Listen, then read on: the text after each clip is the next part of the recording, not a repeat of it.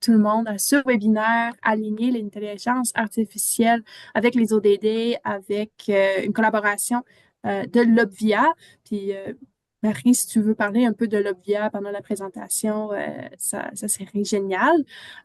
Donc, moi, je m'appelle Ashley Byrne, je suis coordinatrice du réseau intersectoriel francophone pour les objectifs de développement durable. C'est une initiative qui est coordonnée par l'Institut en environnement, développement et société de l'Université Laval.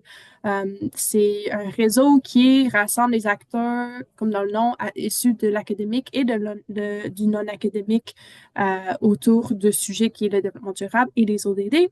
Donc, on a environ 200 membres actuellement, puis on organise une vingtaine d'activités par année autour du sujet de développement durable. Donc, si vous n'êtes pas déjà membre, je vais mettre le lien d'inscription dans le chat, puis vous pouvez certainement devenir membre facilement. Il n'y a pas de frais associés, puis vous êtes inscrit automatiquement à notre infolette où vous pouvez apprendre plus sur nos activités à venir. Donc, cela étant dit, j'ai le plaisir de vous présenter notre conférencière, Mary Zumstein, qui a généreusement accepté d'animer ce webinaire consacré au rapport Aligner l'intelligence artificielle avec les objectifs de développement durable des Nations Unies, dont elle a été l'une des 3 autrices. Ce rapport, publié cet été, donc l'été 2025, est disponible sur le site web de l'Obvia et nous allons partager d'ailleurs le lien dans le chat sous peu. Marie est candidate au doctorat de droit, option innovation, sciences et technologies, sous la supervision de la professeure Catherine Régy. Son projet de thèse porte sur la création de nouvelles sous-catégories juridiques à l'égard des SIA avancés, ce qui pourrait contribuer à protéger l'effectivité des droits de la personne. Marie est diplômée d'une licence de droit international et européenne de l'Université Paris 1 Panthéon-Sorbonne. Elle étudiait ensuite à la mineure en anthropologie et obtenait un certificat de coopération internationale à l'Université de Montréal pour élargir ses réflexions dans une optique pluridisciplinaire et ne pas se cantonner au seul domaine juridique. En retournant vers le droit au second cycle, ces réflexions amenaient à penser à la place à accorder à l'IA et notamment de ses liens avec la personne humaine, un intérêt qui n'a fait que croître et qui l'a poussé à continuer ses réflexions au doctorat par la suite. Dans les dernières années, elle a eu plusieurs postes liés à l'IA, notamment en tant que chercheuse au Conseil de l'innovation du Québec et comme coordinatrice scientifique chez Justicia. Elle a aussi travaillé sur des projets comme la publication des recommandations pour l'accès à la justice par l'IA par et pour les communautés marginalisées et sous-représentées et d'autres publications avec l'OBIA sur la participation inclusive et effective sur sur les questions liées à l'IA. Alors, j'invite maintenant Marie à prendre la parole, mais je vous invite à prendre note aussi de vos questions pendant la présentation parce qu'il y aura bien sûr une période de questions d'environ une quinzaine de minutes à la fin du webinaire. Donc, Marie, je te cède la parole. Oui, bonjour à tous. Bonjour Ashley, merci pour cette présentation. Merci aussi pour l'invitation qui me donne l'occasion de présenter notre travail qu'on a coécrit avec Catherine Régis, qui est ma directrice de recherche, et Karine Lantelet. Donc aujourd'hui, je suis ravie d'être avec vous et de vous présenter ce rapport et les réflexions qui nous ont menés à essayer de voir la manière dont l'IA pourrait être arrimé au système des ODD et comment les ODD pourraient servir à orienter et à évaluer, le développement et le déploiement de systèmes d'IA plus éthiques et axés sur les besoins des individus, des sociétés et axés sur le développement durable. Donc, c'est un rapport qui a été produit avec l'Obvia et qui a été publié en juillet 2025. Donc, on va commencer quand même par une brève introduction sur ce que sont les ODD, pour faire une petite mise en contexte. Je sais que la plupart de vous sont assez familiers avec cette question, mais je sais aussi qu'un petit rappel est toujours nécessaire. Puis ça va aussi permettre à ceux qui connaissent moins le sujet d'avoir une vision plus globale sur ce dont il s'agit. Donc, les ODD ont été publiés et ont été créés en 2015, par les Nations Unies. Ils font suite aux ODM, donc les objectifs du millénaire. Chacun d'entre eux sont édictés pour une période de 15 ans. Donc, les objectifs de millénaire, les ODM, c'était pour 2000 à 2015. Les ODD, c'est de 2015 à 2030. Donc, on arrive quand même sur la fin de ce projet-là. Le but premier de ces ODD, de ces objectifs du développement durable, c'est de mettre en application les principes de l'ONU, notamment en matière de protection des droits de la personne, du renforcement de la paix et tout ça dans le respect du développement durable. Donc c'était surtout un appel à l'action pour des sociétés plus prospères, plus justes et plus durables, en gardant à l'esprit que atteindre cet objectif de société plus prospère, juste et durable n'était possible que par le développement durable. Donc, par le développement d'objectifs qui répondent aux besoins du présent sans compromettre la capacité des générations futures à faire face à leurs besoins à eux. Les ODD aussi s'inscrivent dans une perspective globale. Donc, ils ont été négociés et adaptés d'ailleurs, acceptés d'ailleurs par les 193 États membres de l'ONU. Et il s'agit plus de principes d'ailleurs qu'on cherche à atteindre plutôt que de résultats. Donc vraiment de réussir à parvenir, chacun des pays et des États mettant en œuvre en fonction de ses capacités, ses objectifs. Donc pour ce faire, les ODD concilient trois éléments qui sont essentiels aux besoins des sociétés, qui sont vus comme de base. Ces trois éléments, c'est la croissance économique, c'est l'inclusion sociale et c'est la protection de l'environnement. Donc, en fait, par les ODD et par cet objectif de développement durable, c'est d'essayer de trouver un équilibre entre ces trois principes. Par exemple, que la croissance économique ne peut pas se faire à tout prix si c'est au détriment de l'inclusion sociale ou au détriment de la protection de l'environnement. Et enfin, ces ODD sont constitués de 17 objectifs. Chacun sont répartis en cibles et en indicateurs pour essayer d'analyser, de voir comment parvenir à ces objectifs. Plus concrètement, par exemple, l'objectif 1, c'est éliminer la pauvreté sous toutes ses formes et partout dans le monde. Pour y parvenir, les États disposent de 7 cibles. Par exemple, la réduction complète de l'extrême pauvreté dans le monde ou la mise en place de systèmes et mesures de protection sociale adaptés au contexte national, évidemment. Et un peu en entonnoir, chacune de ces cibles est accompagnée d'indicateurs qui vont pouvoir mesurer où on se situe par rapport à cette cible, quels progrès sont à effectuer. Donc, par exemple, pour la première cible que j'ai citée, la réduction complète de l'extrême pauvreté dans le monde, on va essayer d'évaluer la proportion de la population qui vit en dessous du seuil de pauvreté. Donc, c'est 1,25 $ par jour, 1 $ US par personne. Parallèlement aux ODD, on assiste depuis quelques années, surtout récemment, à la généralisation des systèmes d'intelligence artificielle, à l'accroissement de leur utilisation et de leur développement, alors même que ces systèmes peuvent affecter, parfois de manière assez préoccupante d'ailleurs, les trois éléments constitutifs du développement durable qu'on vient de citer, donc la croissance économique, l'inclusion sociale et l'environnement. Par exemple, sur la question de la croissance économique, on sait que l'utilisation de l'IA pourrait accroître la productivité, continuer à accélérer le progrès économique. Mais dans le même temps, on sait que le développement et le déploiement des systèmes d'IA va nécessiter un certain nombre d'infrastructures adaptées pour ça, notamment des structures économiques, humaines et matérielles qui ne sont pas accessibles de manière égale à tous et encore moins à tous les pays. Donc, en ce sens, on dit que les systèmes d'IA ont tendance à favoriser les acteurs qui ont déjà accès à ces ressources-là. Et une des conséquences assez connues, c'est l'aggravation de la fracture numérique, notamment entre les pays qui sont, disons, dominants technologiquement et les pays les plus pauvres ou les pays dont les infrastructures ne permettent pas forcément d'atteindre les communautés les plus reculées ou les pays ou les communautés qui sont plus socialement marginalisées.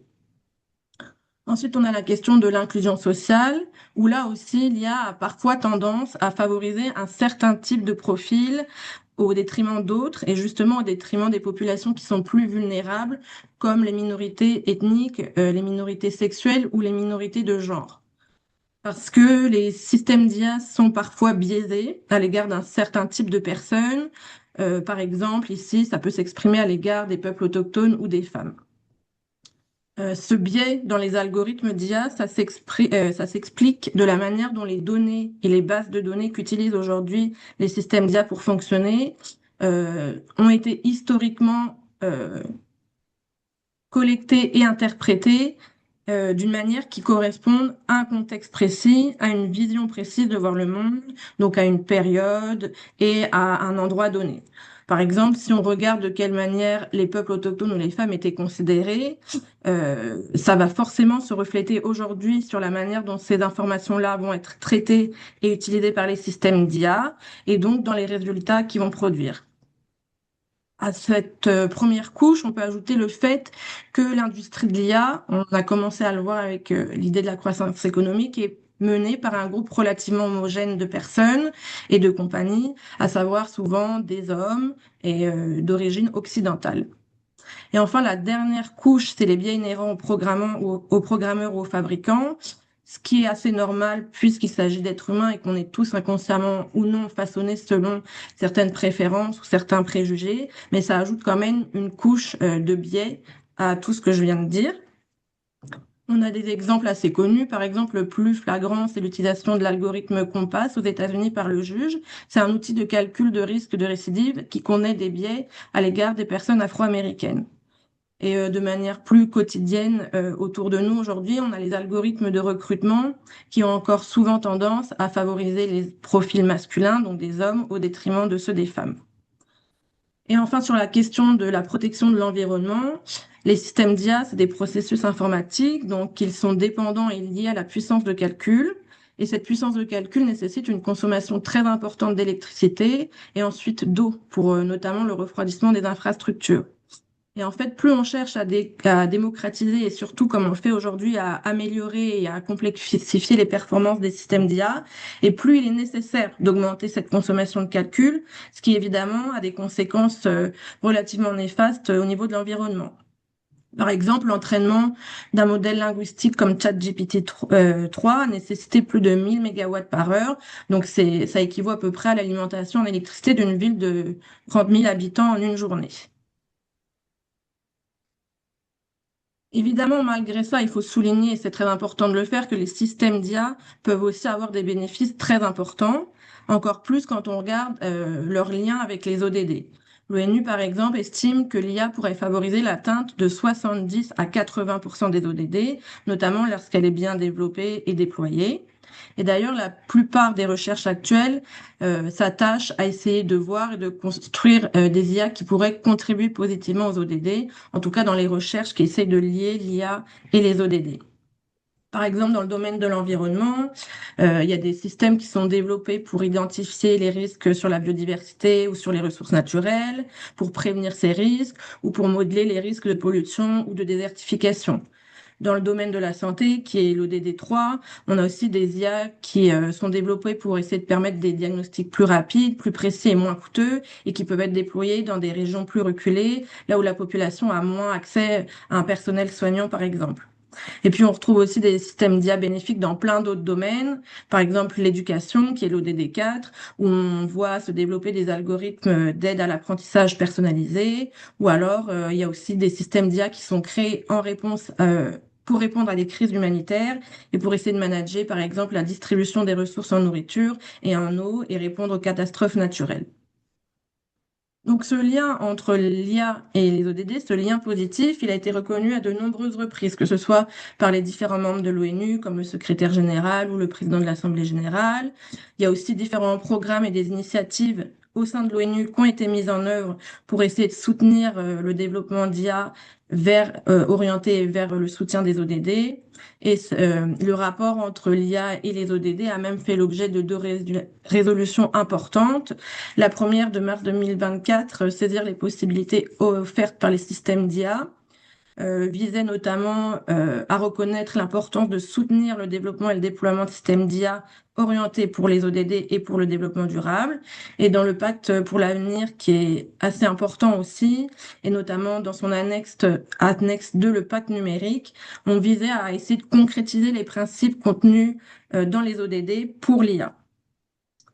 Et malgré ces mentions, il faut quand même dire qu'aucun objectif, aucune cible ou aucun indicateur dans l'agenda 2030 ou dans le texte des ODD ne mentionne le terme d'IA, alors même que les enjeux qui s'y rapportent commençaient déjà à être connus des chercheurs en 2015. On savait déjà qu'il y avait certains risques sur l'environnement, sur l'inclusion sociale ou sur la croissance économique, et dans une mesure moindre probablement qu'aujourd'hui, mais on le savait déjà. Et pourtant, on ne retrouve pas ce terme d'IA. Donc, avec mes collègues, on s'est dit que malgré cette reconnaissance nécessaire des bénéfices de l'IA pour les ODD, il était nécessaire d'aller au-delà. Parce que oui, le lien entre l'IA et les ODD, il peut être double. Donc, ce qu'on vient de voir, c'est que l'IA peut contribuer à l'atteinte des ODD, mais il nous a semblé que les ODD eux-mêmes pouvaient devenir un cadre de référence assez structurant pour évaluer l'élaboration de systèmes d'IA qui soient éthiques, qui soient axés sur le respect des individus et leurs besoins, et sur le développement durable.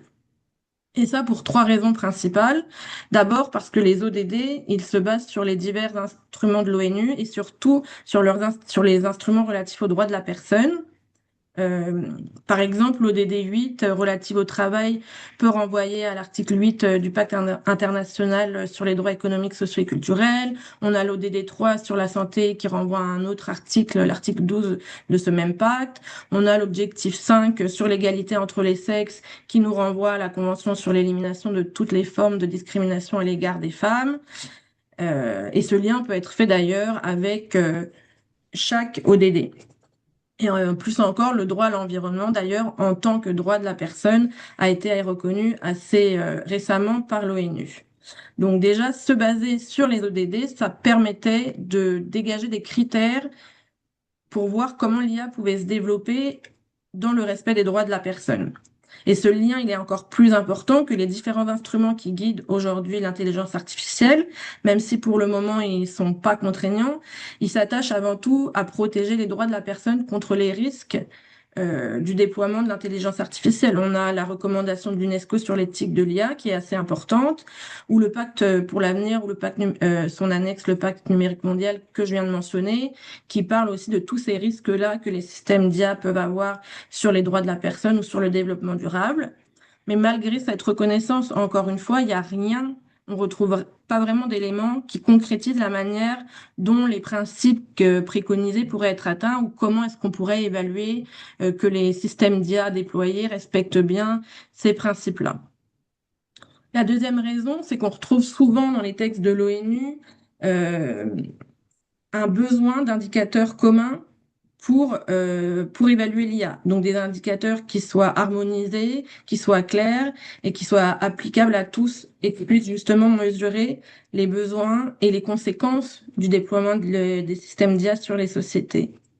Et la troisième raison qui nous a semblé intéressante pour attacher le développement des systèmes d'IA aux ODD, c'est qu'il existe préalablement des procédures, des mécanismes de surveillance et des mécanismes de reddition de compte qu'on pourrait réutiliser et dans lesquels on pourrait intégrer l'intelligence artificielle et l'examen de l'intelligence artificielle, ce qui fait qu'on n'a pas nécessairement besoin de créer de nouvelles instances, qui est relativement long et coûteux, mais qu'on peut déjà utiliser celles qui existent déjà. Par exemple, si on revient à la question des ODD, il y a le forum politique de haut niveau de l'ECOSOC qui a lieu tous les ans et au cours duquel les États volontaires présentent ce qu'on appelle un examen national volontaire, donc l'ENV. Dans celui-ci, les pays décrivent, par exemple, comment ils intègrent l'ODD dans le cadre national, comment les populations vulnérables vont être aussi intégrées à ces ODD, quels mécanismes institutionnels sont mis en place ou les stratégies de financement. Et on s'est dit que ce serait assez facile, si on reprend cet exemple, d'inclure dans les ENV, donc dans ces examens nationaux volontaires, des sections adaptées à l'intelligence artificielle. On pourrait par exemple essayer de voir l'adéquation du déploiement de l'IA par rapport aux ODD ou l'évaluation de la place de l'IA sur le territoire X en fonction des objectifs, en fonction des cibles et en fonction des indicateurs de développement durable. Et ce lien-là nous a semblé encore plus flagrant, en fait, que l'IA et les ODD ont certaines particularités communes. Par exemple, ces deux concepts qui vont toucher et qui vont être déployés dans tous les domaines, donc dans des domaines tous plus divers et variés les uns que les autres. Et puis l'IA, comme les ODD, sont multipartites en ce sens que leur mise en œuvre va nécessiter la collaboration de tous les acteurs, si ce n'est, en tout cas de nombreux acteurs de la société. Et enfin, du fait de cette dimension-là de transversalité et de multipartisme, eh ben, les effets de l'IA comme des ODD vont être interdisciplinaires. Et c'est donc pour tout ça qu'on s'est dit que ces ODD pouvaient être un cadre de référence universel pour accompagner et pour mesurer aussi le développement de systèmes d'IA qui soient centrés sur les besoins des personnes et des sociétés, qui soient respectueux du développement durable et qui soient respectueux des droits de la personne, comme c'est ces principes-là qui sont mis en œuvre dans les ODD. En outre, ça permettrait d'avoir un suivi clair de l'impact des systèmes d'IA sur les sociétés et de voir les progrès qui ont été effectués. Tout ça basé sur des critères clairs et définitifs. Et puis, vu qu'on va avoir des rapports ou des documents, en tout cas, qui vont permettre de voir tout ça, après, des recommandations pourraient être émises. Ce qu'on n'a pas forcément pour l'instant, comme il n'y a pas un suivi comme ça qui permet d'évaluer comment les systèmes d'IA sont créés ou développés dans un territoire. Et enfin, aussi, de se baser sur les ODD et d'utiliser les ODD pour évaluer le déploiement et le développement des systèmes d'IA, ça permettrait de voir quelles sont les priorités les plus importantes. Par exemple, si on reprend les trois critères mentionnés, le développement de systèmes d'IA pour la croissance économique ne pourrait pas être déployé à tout prix si ça impacte trop négativement, par exemple, l'inclusion sociale ou la protection de l'environnement. Donc tout ça, c'est un peu théorique. Et maintenant, on va voir comment est-ce qu'on pourrait, et c'est ça, je pense, qui intéresse le plus, comment on pourrait articuler tout ça dans la pratique et comment vraiment on pourrait utiliser certains ODD pour mesurer l'IA. Et avant d'aller plus loin, il y a quand même deux précisions que je voulais faire. D'abord, c'est que transposer les ODD à l'IA demande des ajustements. Donc, c'est certain que tous les objectifs, tous les indicateurs ou toutes les cibles ne vont pas être adaptables ni transposables aux ODD, surtout que les ODD n'ont pas été exclusivement pensés pour l'IA. Et ensuite, tout ce qu'on est en train de dire là, c'est un peu plus à un niveau global, donc à un niveau étatique. Et pourtant, l'atteinte des ODD, comme le développement des systèmes d'IA, je l'ai mentionné tout à l'heure en soulignant la dimension multipartite, nécessite, enfin, c'est de la responsabilité commune de tous les acteurs. Donc, tout ce qui va être dit ici pourrait être utilisé à une échelle plus locale ou plus micro pour essayer d'estimer si le système d'IA utilisé respecte les besoins des sociétés, les droits de la personne et la protection de l'environnement et le développement durable. Dans le rapport que on a coécrit avec Catherine et Karine, on a utilisé deux exemples qui étaient les ODD 1 et 5, donc sur la pauvreté et l'égalité des sexes. Ici, j'en ai intégré d'autres pour qu'on puisse un peu élargir nos perspectives et voir comment est-ce que tout ça pourrait être appliqué. Donc, le premier exemple qu'on a, c'est l'ODD 7, qui est garantir l'accès de tous à des services énergétiques fiables, durables et modernes à un coût abordable, qui pourrait devenir garantir l'accès à des services d'IA fiables, durables et modernes à un coût abordable.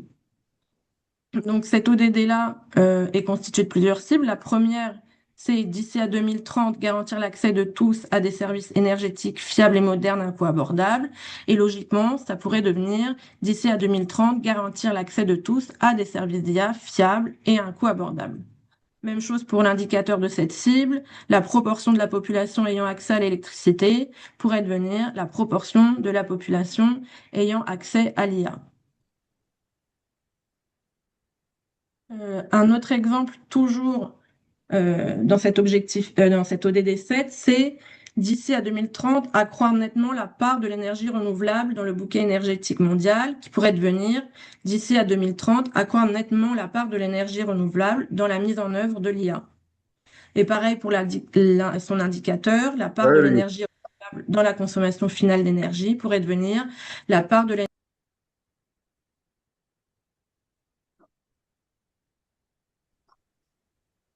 Pardon, Marie, c'est ma faute. J'ai voulu mettre quelqu'un d'autre sur mute. Ah, Mais t'excuses. non, c'est pas grave. Vous vous êtes arrêté où? Ça fait juste 3 secondes. Là, ouais, c'est bon. Parfait. Donc, j'étais sur la cible 2, sur la part de l'énergie renouvelable qui pouvait devenir pour les systèmes d'IA d'ici à 2030, accroître nettement la part de l'énergie renouvelable dans la mise en œuvre de l'IA. Et l'indicateur relatif à cette cible, c'était la part de l'énergie dans la consommation finale. Et ça pourrait être la part de l'énergie renouvelable dans la consommation finale d'énergie qui est associée à l'entraînement, au déploiement et à l'utilisation des systèmes d'IA. Ensuite, on avait l'ODD 10. Je pense que j'ai été trop vite ici aussi. Voilà. Qui est relatif aux inégalités. Donc, c'est réduire les inégalités dans les pays et d'un pays à l'autre, qui pourrait devenir réduire les inégalités dans les pays et d'un pays à l'autre à l'aide des systèmes d'IA. La cible 3, assurer l'égalité des chances et réduire l'inégalité des résultats, notamment en éliminant les lois, politiques et pratiques discriminatoires et en encourageant l'adoption d'autres.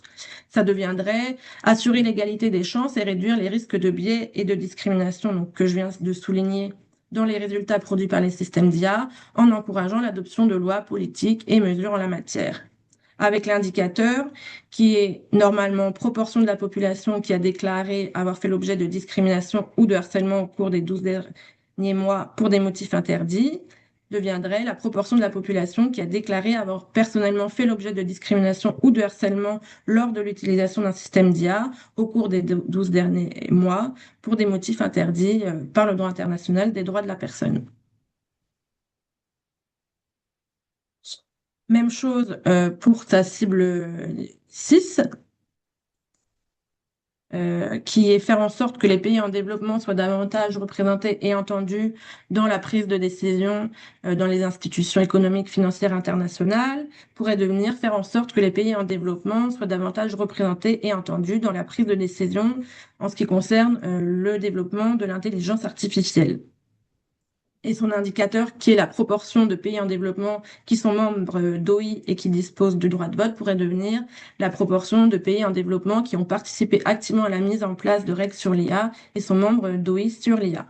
Donc, surtout qu'en ce moment, on voit se créer de plus en plus d'organisations, que ce soit internationales, nationales ou locales, sur la question de l'IA. Par exemple, à l'ONU, le comité consultatif de haut niveau sur l'IA a été mis en place en octobre 2003. Il est composé de 2023, pardon. Il est composé de 39 experts et on peut voir que ces experts viennent de différents horizons, que ce soit au niveau de la discipline ou de l'origine. On a aussi bien des experts qui viennent de Chine, des États-Unis, de pays d'Europe ou du Japon, que des experts qui viennent d'Égypte, du Zimbabwe, de l'Éthiopie ou du Sénégal. Donc ça pourrait être reproduit aussi, mettons, à une échelle nationale, où il faudrait faire attention d'inclure des représentants aussi, si on prend mon exemple avec des individus d'origine autochtone ou des femmes. Et ensuite, mon dernier exemple, c'était l'ODD 12, établir des modes de consommation et de production durable, qui serait établir des modes de consommation et de production durable à l'ère des systèmes d'intelligence artificielle. La cible 4, c'est de parvenir à une gestion durable et à une utilisation rationnelle des ressources naturelles, qui pourrait devenir, si on l'applique à l'intelligence artificielle, de parvenir d'ici à 2030 à une gestion durable et à une utilisation rationnelle des ressources naturelles mobilisées par et pour l'IA. Pour mesurer cet impact-là, aujourd'hui, on utilise l'empreinte matérielle par habitant et par unité de PIB. Pour l'instant, il n'y a pas d'outils qui mesurent vraiment l'impact de l'intelligence artificielle, mais on a l'empreinte carbone du numérique, par exemple, qui pourrait être appliquée par habitant et par unité de PIB. Et puis après, si on a des indicateurs qui sont développés vraiment sur l'intelligence artificielle, pourquoi pas les réutiliser? Par exemple, au MILA, des chercheurs ont développé un outil qui s'appelle le Machine Learning Emissions Calculator, qui permet d'estimer la quantité de CO2 qui a été émis lors de l'entraînement de modèles d'IA.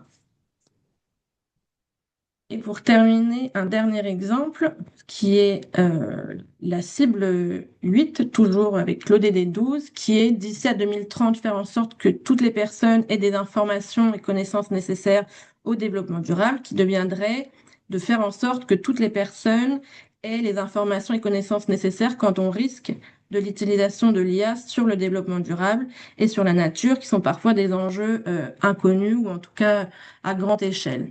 Et là, on a repris le même indicateur qui est relatif à l'éducation, donc à la citoyenneté mondiale, à l'éducation au développement durable, à la formation, et on pourrait appliquer tout ça à l'IA, donc le degré d'intégration de l'éducation aux conséquences de l'IA, aux risques de l'IA sur le développement durable. Est-ce qu'il existe des politiques nationales d'éducation sur l'IA, des programmes d'enseignement? Est-ce que les enseignants sont assez formés sur ces risques, etc. Donc voilà pour moi. Merci de m'avoir écouté et écoute, je suis prête pour une discussion, pour des questions, des avis, des suggestions, tout ce qu'il faut. Excellent. Mais merci énormément, Marie.